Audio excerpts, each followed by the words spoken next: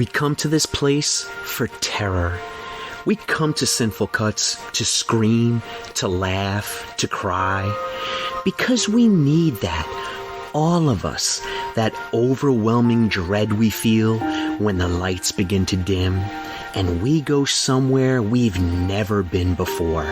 Not just terrified, but somehow possessed.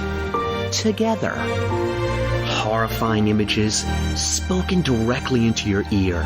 Kills that you can feel. Somehow, slaughter feels good in a place like this. Our slashers feel like the worst part of us. And stories feel insane and unstoppable. Because here, they are. Sinful Cuts. We make horror horrible. Hey, sinners. How you doing? It is Sean and Shannon. and we're here with our Shortcuts episode. And of course, that is our mini episode where we talk about all the great horror happenings for the week and hopefully point you in a good direction of stuff that's not on your radar. Movies, books, streaming, horror birthdays, and the latest news of what's going on that week. So this week, Shannon and I were just talking about it. This week is a little it's a little quiet as far as birthdays and anniversaries go. So instead of doing that, because there's really nothing, what we're going to do is we're going to do our 3 questions that we are going to be asking all of our guests. We have multiple guests for 2024. By the way, I guess, you know what? I think I'll just let the cat out of the bag right now. Why not? Good a time as any. We're recording The Blackcoat's Daughter coming up this week, but the episode after that, which will drop on February 3rd, is going to be none other than Andy Davidson, one of my favorite authors. And if you don't know who Andy is, then I feel like that's impossible. I'm currently reading The Boatman's Daughter, and last year I read The Hollow Kind. All right, this is a banger, and I love every second of it, but this is possibly one of my favorite books of all time. Let me not cover Andy's name. And also, let me not cover the title. My janky fingers are horrible. So The Hollow Kind was probably one of the best, not probably, it's one of the best books I've ever read. Andy has the ability to just transport you to the location, and it's nothing short of magical. It's a little bit Lovecraftian. It's hella scary, and the writing is unbelievable. So I can't wait to have Andy on, and Shannon and I are going to talk to him about none other than Catherine Bigelow's Near Dark. Yeah. So we're gonna get all kinds of vampire up in here, and I can't wait to hear what Andy. Yeah, right. I can't wait to hear what Andy has to say about it. But at the end of the episode, we pose 3 questions to all our guests, and the first one is what? And this is the question I'm going to be posing to Shannon right now, and that is, what is your scariest horror experience? Now, that doesn't necessarily mean the scariest movie you ever saw. I mean the experience as a whole. It could be the movie.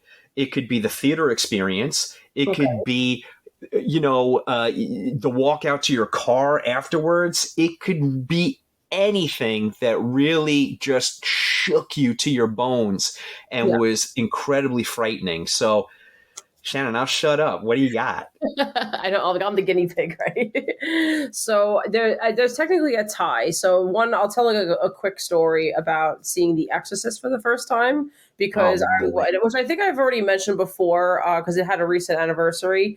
I was 11 years old, and I saw it.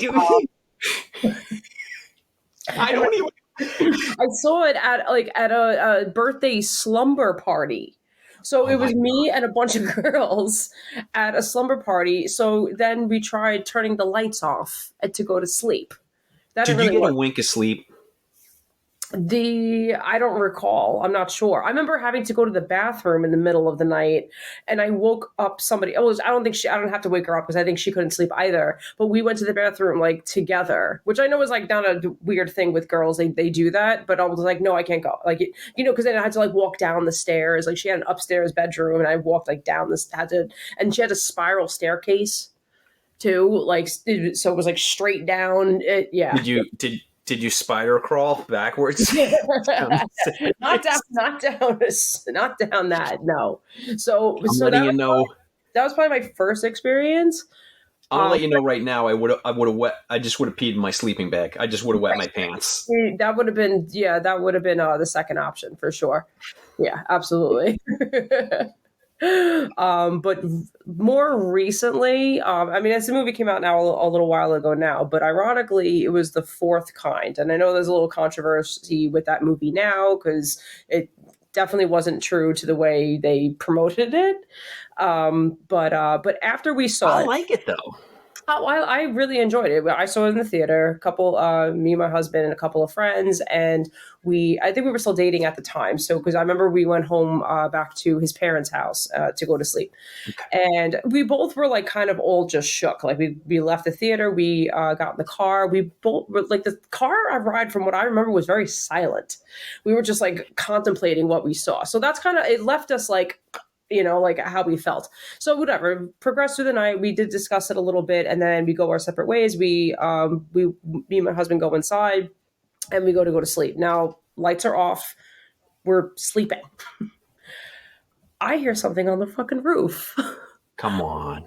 I punch Matt awake. The aliens are coming. They're here. They're gonna abduct us. Would you believe, of all nights, and this never happened before or ever again, a fucking raccoon was on the roof, and because we heard it, and then it went to the side of the house, and then we hear it on the trash. So it wasn't until I was on the trash that Matt was like, he comes back, he's like, it's a raccoon. Not an alien. You gotta be kidding me. You're safe. You gotta be kidding me. But I think I was like in his bed all the way in the corner, like, with a broom. Like, just, what do I have to Of course, it's going to happen the night that you see this movie. Of all nights.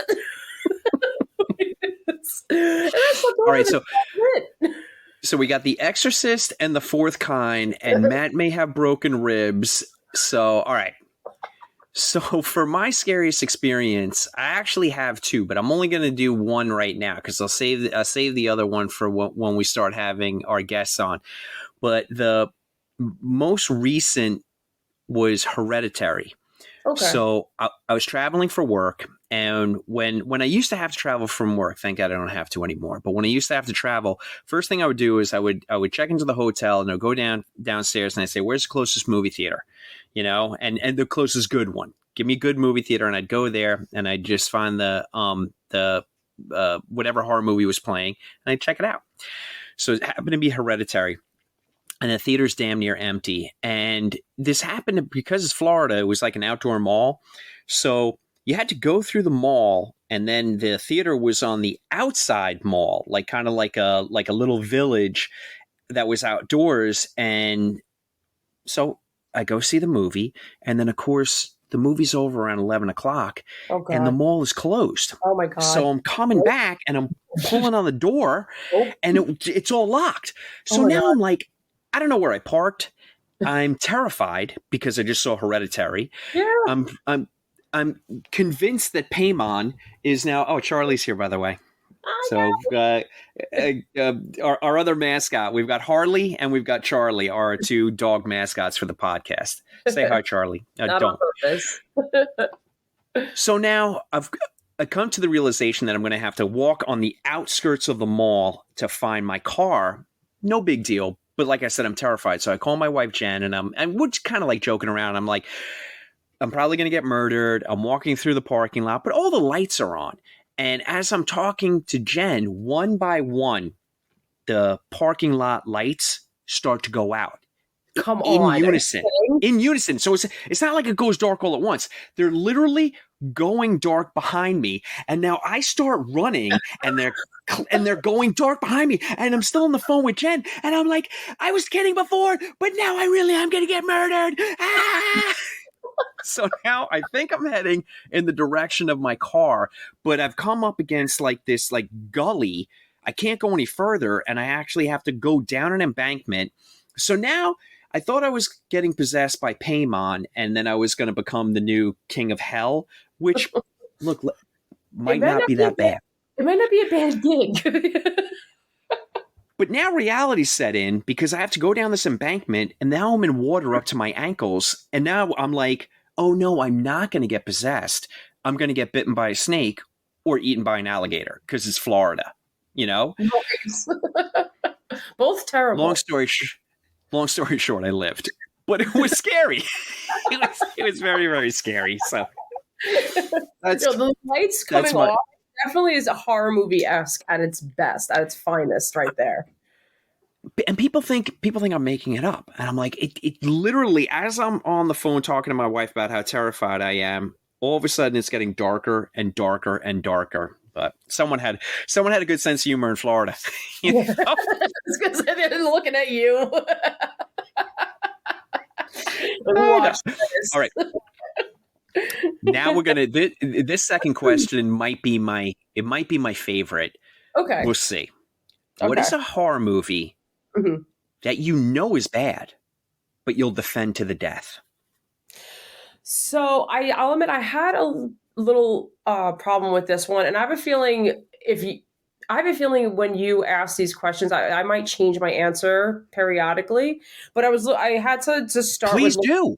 I would start with looking ahead at my list of movies of anniversaries to come and to explore and go look back on, and a movie I forgot about that's going to be coming up. I don't know, in a few months maybe, so I'll probably revisit that. But you ever see 2014's Clown? Yes. Directed by John Watts. So yep. I only bring that one up because I think me and Matt loved it when we first saw it, but then I feel like we started like talking about it and showing it to people, and like the response was like either like you don't know what you're talking about, or like it was just kind of like eh. So I feel like I'm like I never heard about it ever again. This is controversial because I'm going to go out on a limb and say that's not a bad movie. That's not a bad. I think that's a good movie. Yeah, I like that movie. But I think if you were to poll people, it would be like a 50-50 on whether that was good or bad. Yeah, I think that's a solid movie. When I look around, I'll like I couldn't think of a movie that's so like terrible that people don't love it, because I know like there's like the trauma movies, right? Like, but people love the trauma movies for being trauma movies. Like they're intentionally bad. And then there's definitely like really bad movies out there that I consider horrible movies. So I'm like, well, that doesn't answer the question correctly. So that was the first one that popped up. But as I think about it more, I'll probably have a different answer, and I'll just chime in. I'm gonna give you my answer because I think I nailed it with this question, because I do think this is a truly awful movie, and that would be Truth or Dare, starring Lucy Hale. I think it's like 2017, 2018. Okay. It's really bad. I liked it. I don't know why I like it, but I do. And I'll defend it. Yeah, I liked that movie. Oh, you did? That was a good movie. Oh, no. This question's turning out to be horrible. At least if it's the same movie, it's only one, right? Like kind of recently? I think there's Madonna's Truth or Dare, which could be horrible in its own right. Or wonderful in its own right. And maybe we will defend Madonna's Truth or Dare. But I know there's a couple of Truth or Dare movies, but this is the one with Lucy Hale from Pretty Little Liars. And I feel horrible. Yeah, I feel horrible when I can't remember actors' names. I know. But that has the dude from Teen Wolf. And I remember I remember like they had to like put their hand on the stove, and then they had to like start cutting off like their limbs and like finger, like I like the dares were horrible. Like it was, yeah, I enjoyed it. And then like I think it had like a pretty synonymous ending too, if I remember. Well, she basically curses the entire world in order to buy herself, years and years of not having to worry about the curse. Because she puts on social media and she curses anyone who watches it now gets cursed, which is actually pretty clever. But I think we can definitively say, if you're going to look at a Rotten Tomatoes score, that this is for sure a splat. And people do not think this is a good movie. But that's what I love about horror junkies, is we'll find the good in anything. Probably. I know it's a very hard question to ask, especially in the horror genre. But all right, this third one though could be the hardest. This third one could be the hardest of all. Yes. All right, so give me a horror remake. Now, you can, any horror movie that you would love to see remade. Who is the director? And it could be someone deceased. You could pick Alfred Hitchcock. You could pick Tobe Hooper. And who is the star of it? And also could be someone deceased. All of a sudden you're like, I got to see Max Schreck and the new Scream. You did not tell me it was that involved. You just said, what movie do you want to see get remade? I'm like, okay, all right. This isn't a fantasy league of my own remake. My God, you and I might be onto $1 billion idea. Fantasy horror movies. Trademark. TM. Of the 4 people that are going to watch this, one of them is going to be like, yes. Excellent. Excellent. Okay. Forget I said anything except for the remake. I need to know your remake. What's it going to be? Okay. So I probably have a very random answer. I want to hear it. But I think we're kind of due for another Dorian Gray. Right? It's been we got it a little bit in if you ever watched Penny Dreadful. Only every episode. Hello, Josh Hartnett. Oh wait, I meant Eva Green. I was about to say Eva Green. I love Eva Green. Josh Hartnett. Mm-hmm. That show, Sinners. If you haven't watched Penny Dreadful, I don't know what you're doing with your life. It was incredible, absolutely incredible. Oh. And you know what? I'm going to rewatch it. I'm going to start rewatching it. Thank you. Yeah, I may have to as well, because everybody in it was perfect, like absolutely perfect. Absolutely. Dr. Frankenstein's whole his monologue of why he wanted to bringing life back from the dead, like that was like he's like that, like there was a whole monologue that he explains. I know I kind of jumped at whatever, but there's a whole reason why he explained why that's his bread and butter. That's what he wants to do. It was like the most like beautiful monologue I think I've ever heard of that alone. Shannon, how about just the fact? Look at the talent involved. We've got Josh Hartnett. We've got Billy Piper. You've got Rory Kinnear. You've got, oh my God, holy James Bond kissable face Hall of Fame, Timothy Dalton. Yeah. Are you nuts? Did I mention Eva Green? Yes, maybe. I mean, worthy. It's worthy again. Oh my God, I think I might start watching that tonight. I loved it. But but either way, before that was what, the 1990 version? Dorian Gray? Before that was a 50s, 60s version? Time out for 1 second. I'm sorry to put you on the spot. I'm not sorry at all, Sinners. This is what I live for. Not ever. Who played Dorian Gray in Penny Dreadful? I mean, of course, it's like Johnny Handsome Face, but I can't remember who the actor was. Do you remember? Oh, and not off the top of my head, but I do. I actually follow him too on Instagram. He seems like a really like fun fellow. Hold on one moment. I will have it. I want to say it's Ben Barnes, but I'm sorry, who? Reeve Carney. Okay, good on you, Reeve Carney. You did a great job. Mm-hmm. I wonder. Okay. Damn it. Okay. Yeah, I really got to rewatch that. Oh, that is going to be. I'm so happy that you said that. So Dorian Gray, you know what? I agree with you 100%. We definitely need a new Dorian Gray. It's such a great story. It's an amazing story. I loved the book. Oh, yeah. Absolutely. I mean, it is a great book. You know what else is a great book? The Hollow Kind by Andy Davidson. See what you did there? Did I mention The Boatman's Daughter by Andy Davidson? I see what you did there. So so 2009 was technically the last one. Before that was 77. Before that was 45.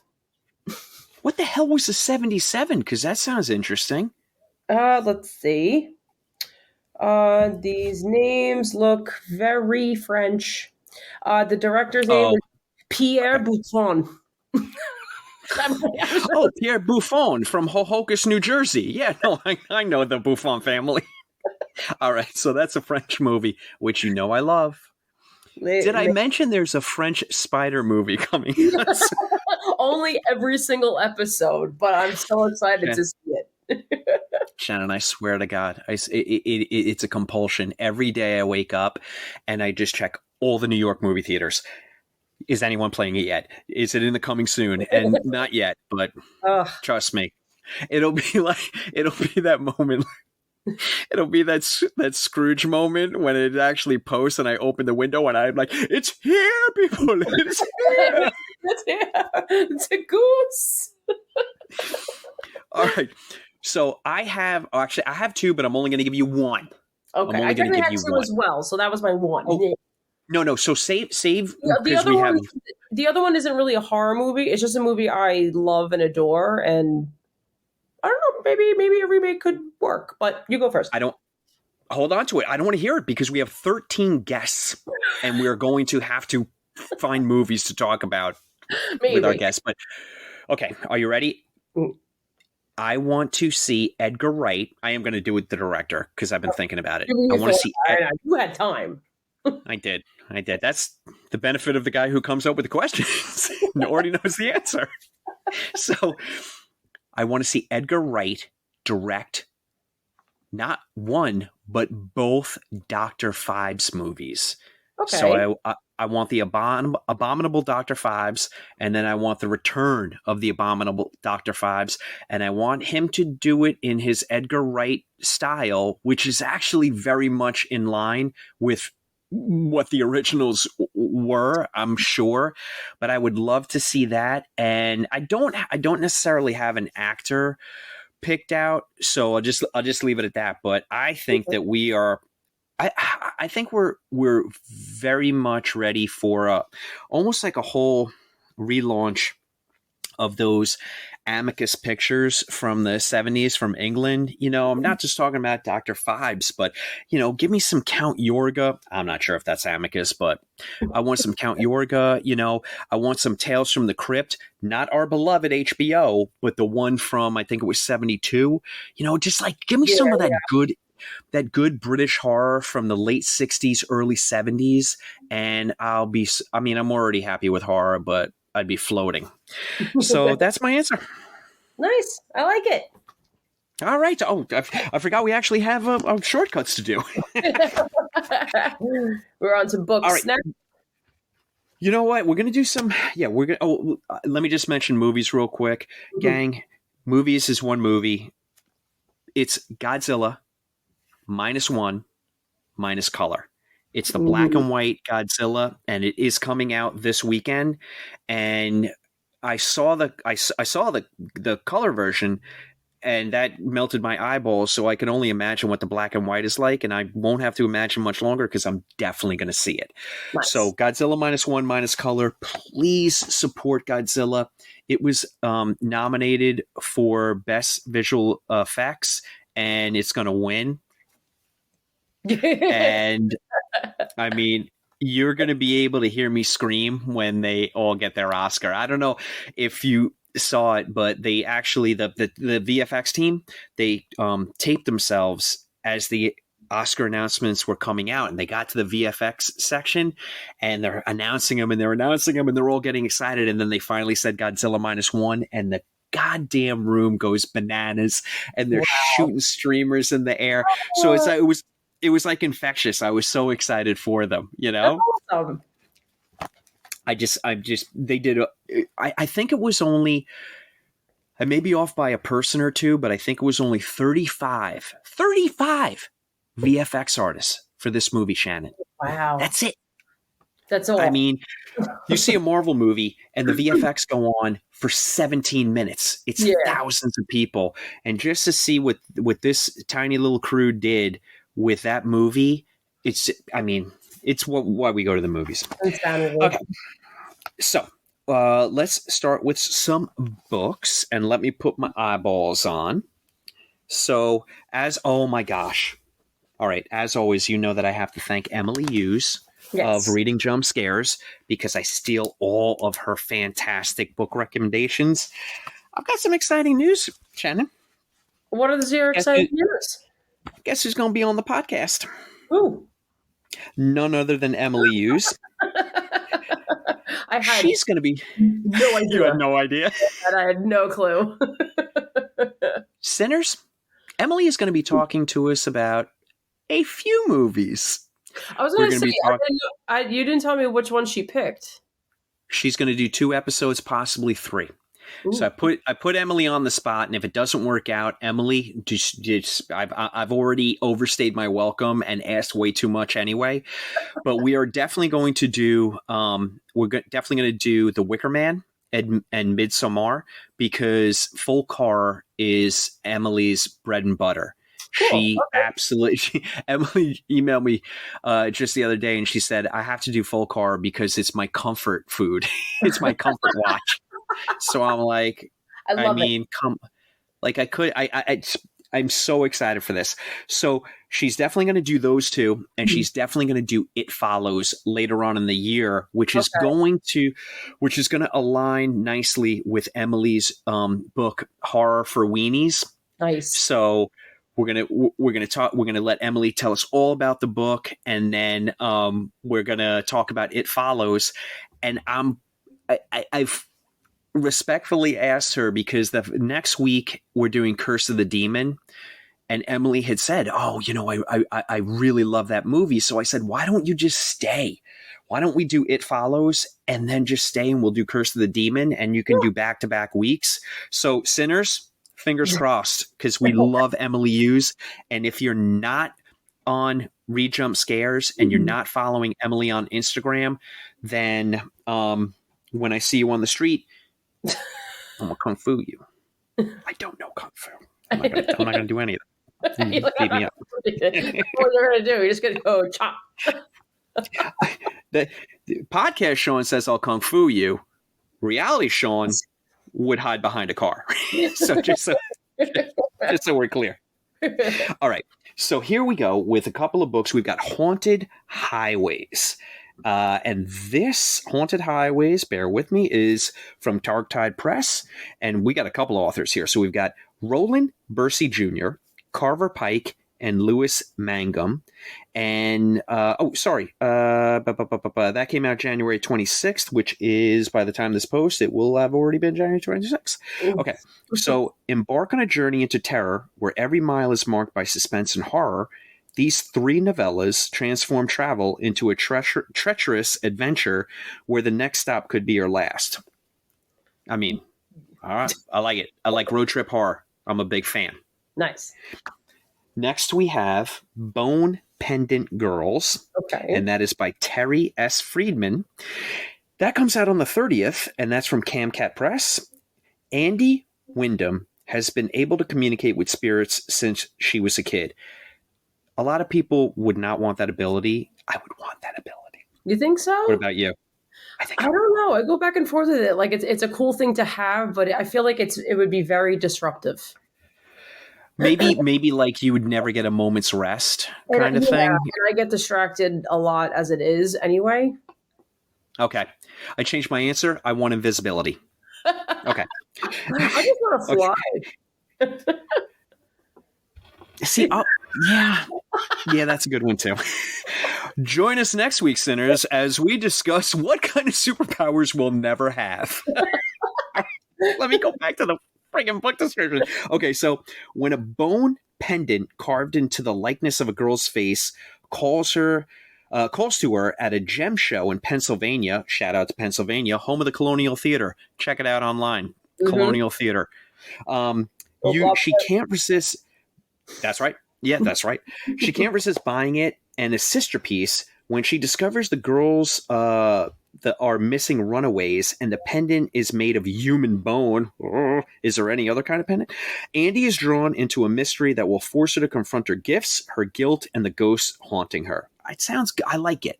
Okay. I like it. You had me at bone pendant. Yeah. Okay. The next book we have is The House of Last Resort, and this is by Christopher Golden, who is just a champion. It's Christopher Golden. So when a new Christopher Golden book comes out, you have to pay attention. So this is from St. Martin's Press, and this comes out on the 30th. When American couple Tommy and Kate Puglisi buy a home in a nearby abandoned Italian town of Bechina. I don't know why I made it Jewish. Bechina. I think it's Bechina. Bechina. It feels like a romantic adventure, an opportunity for the young couple. The young couple would be crazy not to seize. But from the moment they move in, they feel a shadow has fallen on them. There are rooms in the annex at the back of the house that they don't know, that they didn't know were there. The place makes strange noises at night. Locked doors are suddenly open. And when they go to a family gathering, there's certain people are whispering about them and about their house, which one neighbor refers to as the House of Last Resort. Okay, Christopher Golden and then a haunted house. I mean, is it my birthday? Is it the holidays? This is phenomenal. I love every word about that. And the last one we have is called... haunting. What's that? A good old-fashioned haunting. Good old-fashioned haunting, and let me tell you something. I've been craving, you know how you get food cravings? I've been craving movies and books, haunted houses. Okay. I got a Jones on for right now, and let me tell you something. The movies I'm picking, they do not disappoint. Nice. Sorry, I'm so all over the place, but Midnight on Beacon Street is by Emily Ruth Verona. That comes out the 30th, and that's from Harper Perennial, a suspenseful and entertaining debut thriller. Oh, so good on you, Emily. This is your debut novel. Nice. Well done. You should be proud of yourself.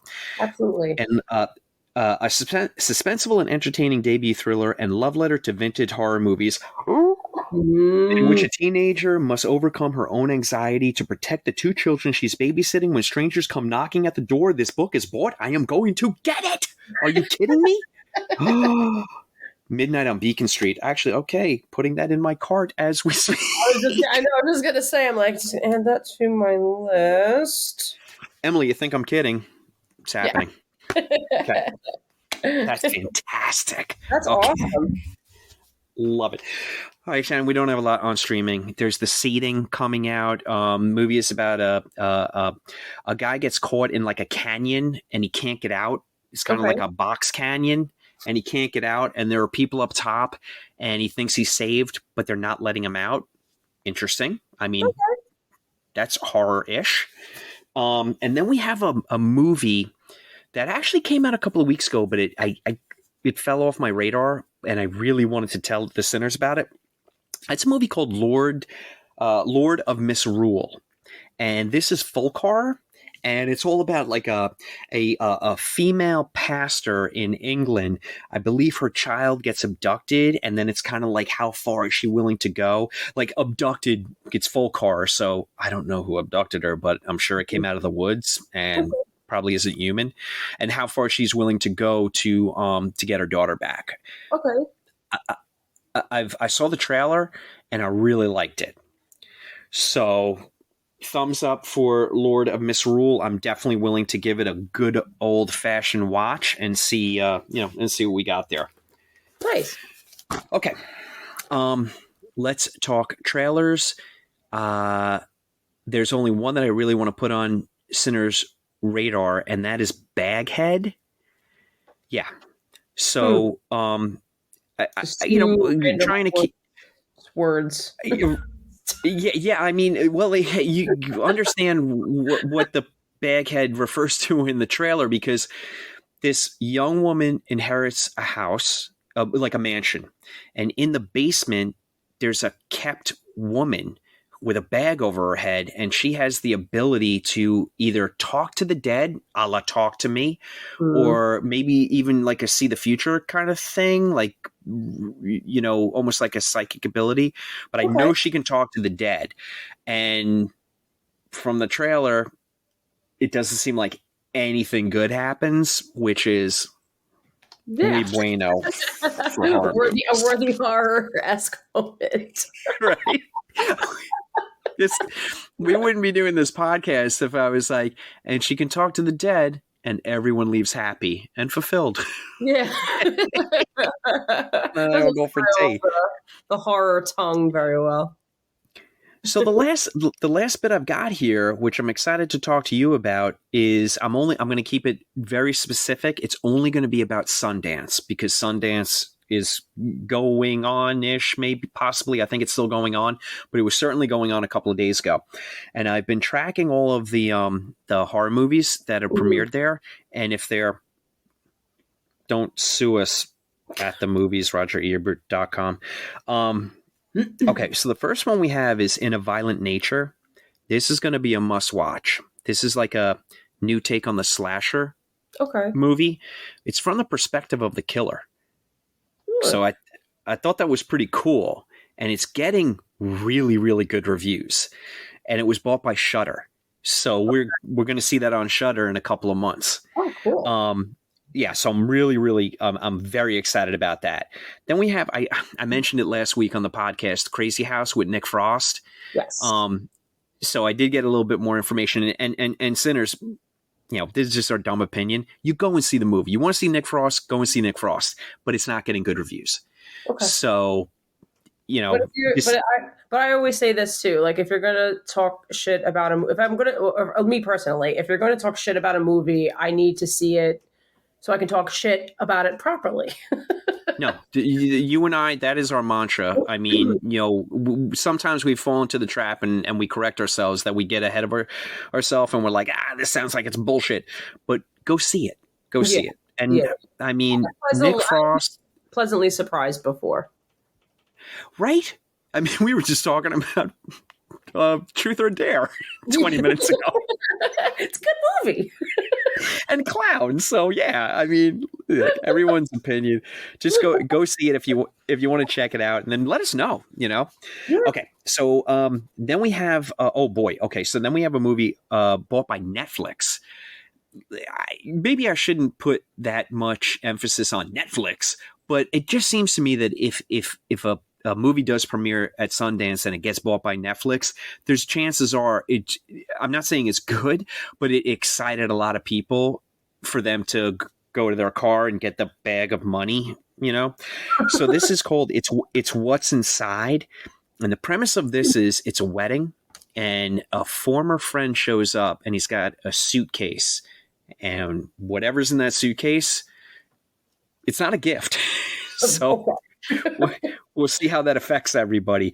I love the premise, and I can't wait to see that. So that was bought by Netflix. Then there's a movie called I Saw the TV Glow. I really know nothing about this other than the fact that it got just kisses and love letters. We'll see what that's about. Then we have the new Kristen Stewart movie called Love Lies Bleeding. I don't know if you saw the trailer. If you haven't seen the trailer, definitely check it out. Okay. If not, to see Kristen Stewart and and her amazing acting, but to see Ed Harris, as you may never have seen Ed Harris before. The look in this movie that he has is just, it's Ed Harris. It's Ed Harris. So that's getting incredible reviews. It's supposed to be almost like a little a la Cronenberg, ultra violent. So I'm excited about that one. Then we've got Steven Soderbergh directed a haunted house movie, and it's called Presence. And this haunted house movie is through the perspective of the ghost. So we're getting a lot of different perspectives here. And you were just Right? joking for a good haunted house story. Oh, I'm not, That's right. That's interesting. We haven't can't gotten that wait like in for a this. while. right? Mm-hmm. So, new haunted house movie. And then okay. And then the last one we have, I'm actually incredibly excited for. It's called Freaky Tales, and it stars Pedro Pascal.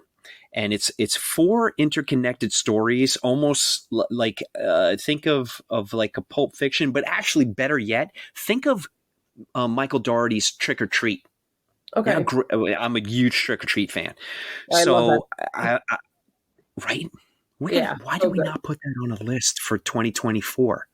We're gonna have to sneak that in. We'll figure it out. We'll find it. We'll find a place to. Yeah. So Freaky Tales. It's giving me huge Trick or Treat vibes, and that's enough said. Okay. I can't wait to see that. That's fun. Okay. I mean, the only thing holding it back is Pedro Pascal, because that guy's such a hack.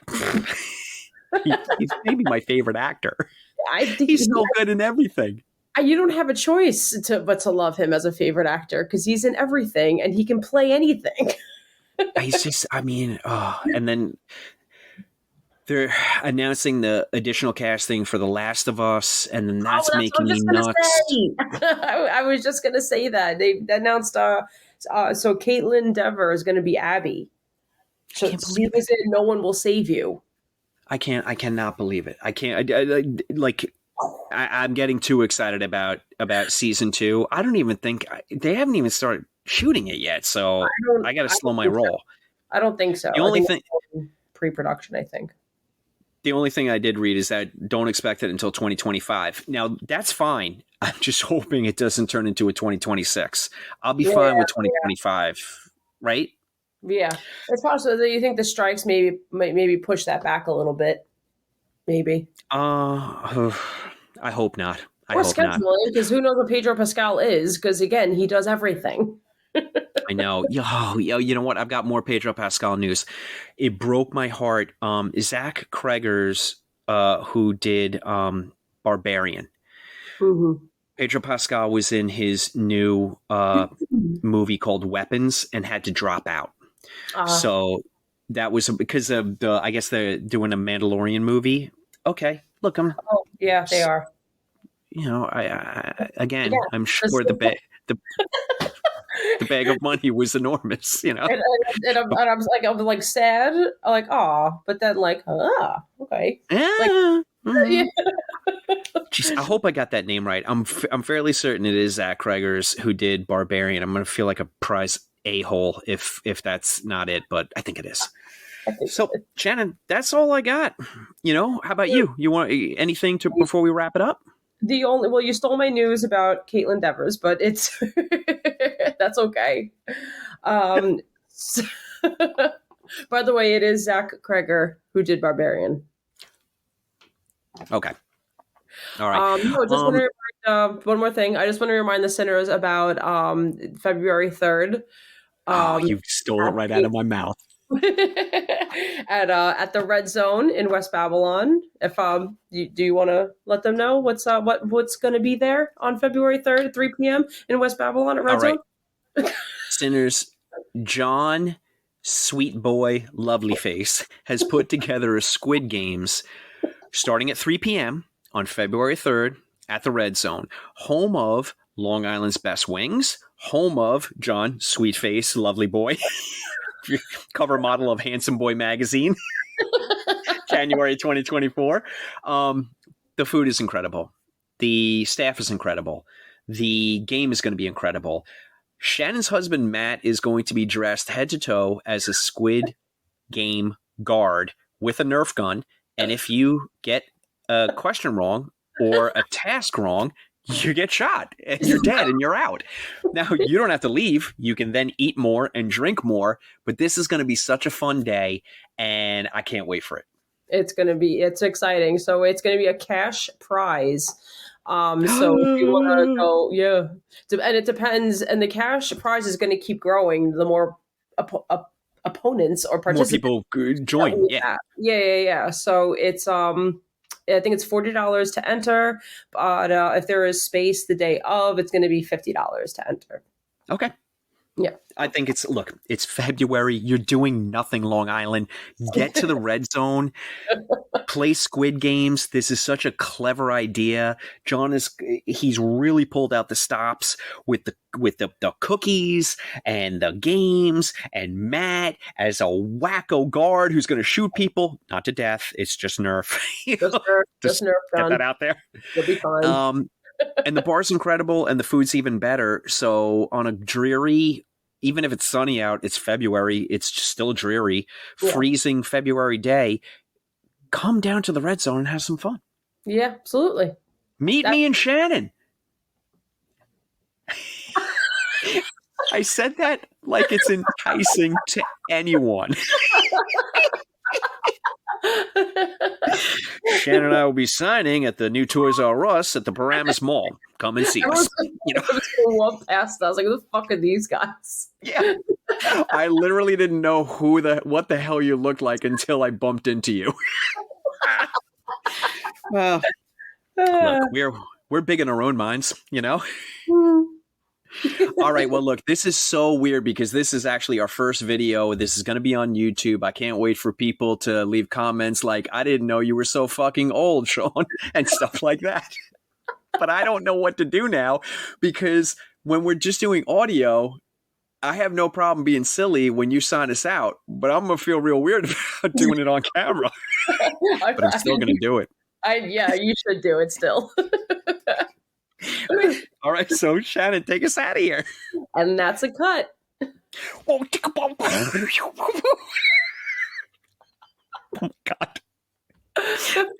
I'm gonna go drink some gasoline.